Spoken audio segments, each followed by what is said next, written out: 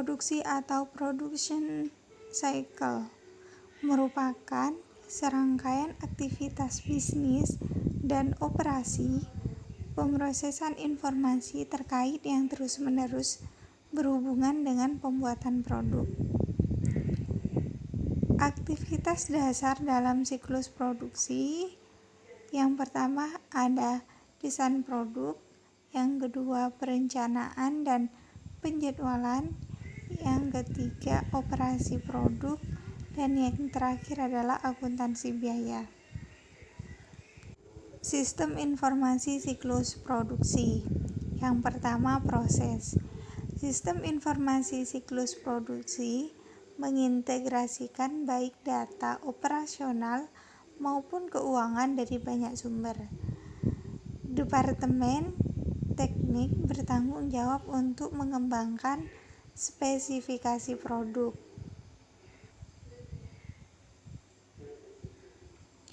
Daftar bahan baku menyimpan informasi mengenai komponen-komponen produk, dan operasi berisi informasi mengenai bagaimana untuk membuat setiap produknya. Yang kedua, ancaman dan pengendalian. Aktivitas siklus produksi bergantung pada pembaruan database terintegrasi yang berisi data induk mengenai spesifikasi produk dan persediaan baik barang jadi maupun bahan baku. Terdapat beberapa ancaman dan pengendalian. Yang pertama adalah risiko data induk yang tidak akurat atau tidak valid. Data yang tidak akurat mengenai operasi pabrik dapat mengakibatkan pembiayaan produk dan penilaian persediaan yang tidak tepat, sehingga perlu adanya pengendalian. Yang pertama adalah pengendalian integritas data, dan yang kedua adalah membatasi akses terhadap data induk. Ancaman yang kedua adalah pengungkapan yang tidak diotorisasi atas informasi produksi, seperti rahasia dagang dan peningkatan proses yang menyediakan perusahaan dengan keunggulan kompetitif, sehingga perlu adanya pengendalian akses.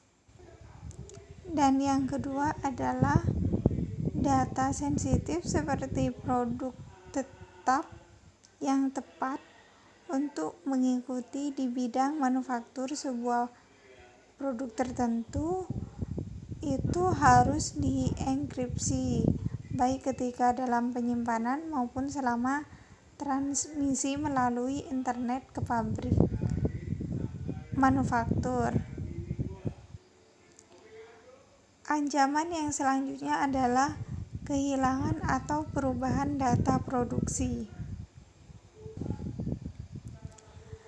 Database siklus produksi harus dilindungi dari kehilangan maupun kerusakan yang disengaja dan juga tidak disengaja, sehingga perlu adanya pengendalian membackup secara teratur semua file yang ada untuk mengurangi kemungkinan penghapusan secara tidak sengaja dari file yang penting tersebut. Langkah pertama dalam siklus produksi yaitu desain produk, di mana tujuannya untuk menciptakan sebuah produk yang memenuhi kebutuhan pelanggan. Aktivitas desain produk menghasilkan dua output, yaitu daftar bahan baku Bill of Materials atau BOM, dan yang kedua daftar operasi atau operation list. Alat yang digunakan untuk meningkatkan efisiensi dari proses desain produk yaitu perangkat lunak manajemen atau PLM yang terdiri atas 3 komponen, yaitu perangkat lunak Computer Aided Design atau CAD, perangkat lunak manufaktur digital, dan yang terakhir adalah perangkat lunak manajemen data produk. Dalam mendesain produk, ancaman terbesarnya yaitu desain produk yang buruk,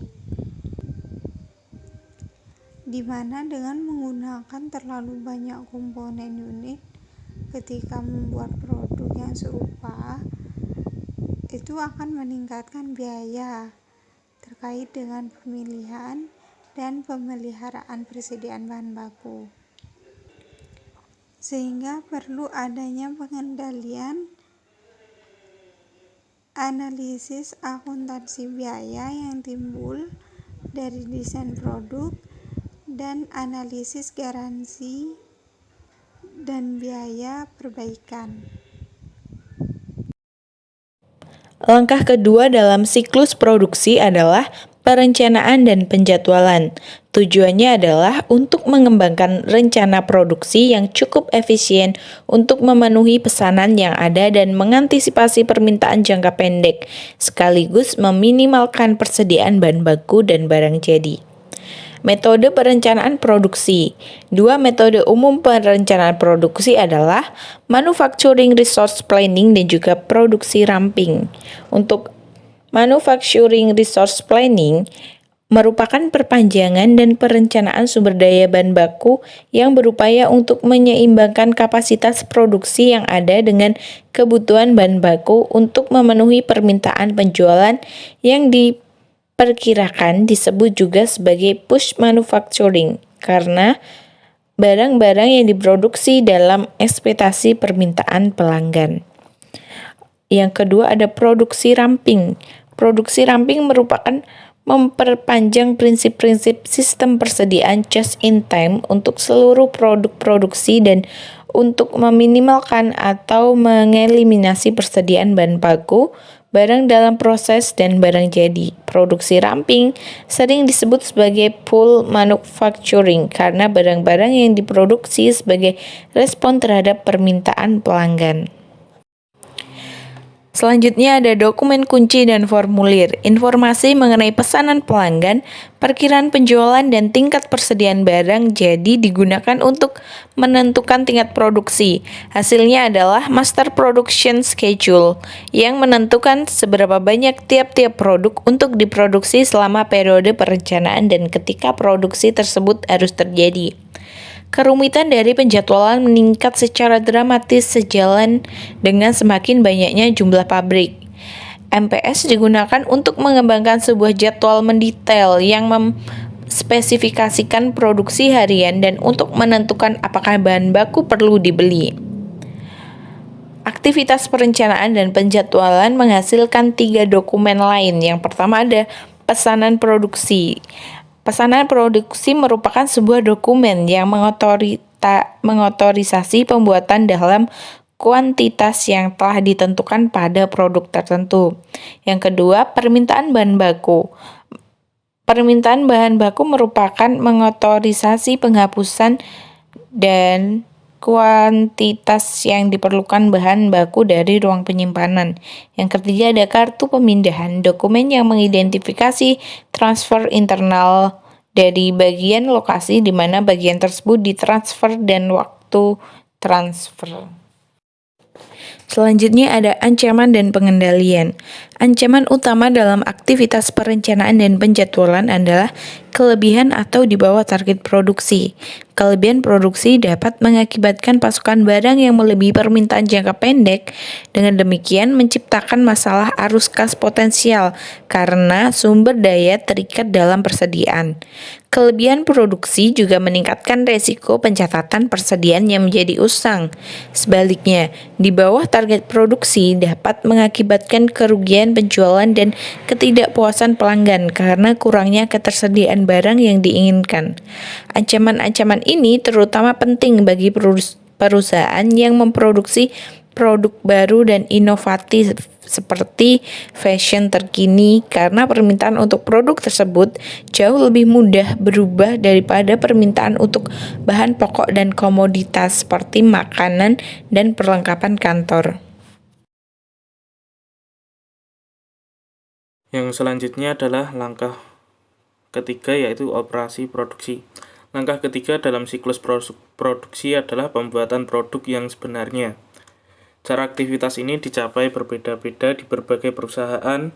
Perbedaan berdasarkan jenis produk yang diproduksi dan tingkat otomatisasi yang digunakan dalam proses produksi. Menggunakan berbagai bentuk teknologi informasi dalam proses produksi seperti robot dan mesin yang dikendalikan komputer disebut sebagai Computer Integrated Manufacturing. CIM dapat secara signifikan mengurangi biaya produksi. Para akuntan tidak perlu menjadi ahli pada setiap aspek CIM, tetapi mereka harus memahami bagaimana ini memengaruhi operasi dan akuntansi biaya. Efek dari operasional CIM adalah pergeseran dari produksi massal menjadi manufaktur pesanan khusus. Yang pertama dalam operasi produksi yaitu ancaman. Ada pencurian persediaan dan aktiva tetap. Hal ini mengakibatkan kehilangan aset dan juga mengakibatkan saldo aset yang berlebihan yang dapat mengarah pada analisis yang salah dari kinerja keuangan dan di bawah target. Yang ketiga yaitu gangguan aktivitas produksi. Selanjutnya pengendalian. Yang pertama, untuk mengurangi risiko kehilangan atas persediaan, sehingga akses fisik terhadap persediaan dibatasi dan seluruh pergerakan internal dari persediaan harus didokumentasikan. Yang kedua, pemisahan tugas yang tepat yang dapat untuk mengamankan persediaan. Yang ketiga, menyiapkan dan meninjau laporan kinerja secara teratur. Yang keempat, menyiapkan pengamanan fisik dan membeli asuransi yang cukup untuk menutupi kerugian dan menyediakan pengganti bagi aset-aset yang terkena bencana. Dan yang kelima yaitu backup sumber daya. Selanjutnya, akuntansi biaya. Akuntansi biaya mempunyai tujuan yaitu menyediakan informasi untuk perencanaan, pengendalian, dan pengevaluasian kinerja operasi produksi. Menyediakan data biaya yang akurat mengenai produk untuk digunakan dalam penetapan harga dan keputusan bauran produksi, dan pengumpulan dan memproses informasi yang digunakan untuk menghitung nilai-nilai persediaan dan harga pokok penjualan yang muncul dalam laporan keuangan perusahaan. Yang selanjutnya yaitu proses. Yang pertama, data penggunaan bahan baku. Bahan baku diberi kode batang agar data penggunaan dapat dikumpulkan dengan memindai produk tersebut ketika dilepas dari atau dikembalikan ke persediaan. Yang kedua, biaya tenaga kerja langsung, yaitu biaya yang digunakan untuk memberikan gaji atau upah ke tenaga kerja dengan menghitung jumlah waktu seorang pekerja dalam setiap tugas pekerjaannya. Yang ketiga, penggunaan mesin dan peralatan, yaitu menghitung dan mencatat informasi dan juga mengidentifikasi informasi mesin dan peralatan yang digunakan dan durasi penggunaannya. Yang keempat, biaya overhead pabrik, yaitu biaya pabrik yang biasanya secara ekonomis tidak layak untuk melacak langsung terhadap pekerjaan atau proses tertentu. Yang selanjutnya, ancaman dan pengendalian akuntansi biaya. Yang pertama, ancaman data biaya yang tidak akurat. Yang kedua, alokasi yang tidak tepat dari biaya overhead. Yang ketiga, laporan yang menyesatkan. Yang selanjutnya, pengendalian. Yang pertama, otomatisasi data sumber. Yang kedua, perhitungan biaya berbasis aktivitas yang didorong waktu. Dan yang ketiga, metrik kinerja yang inovatif.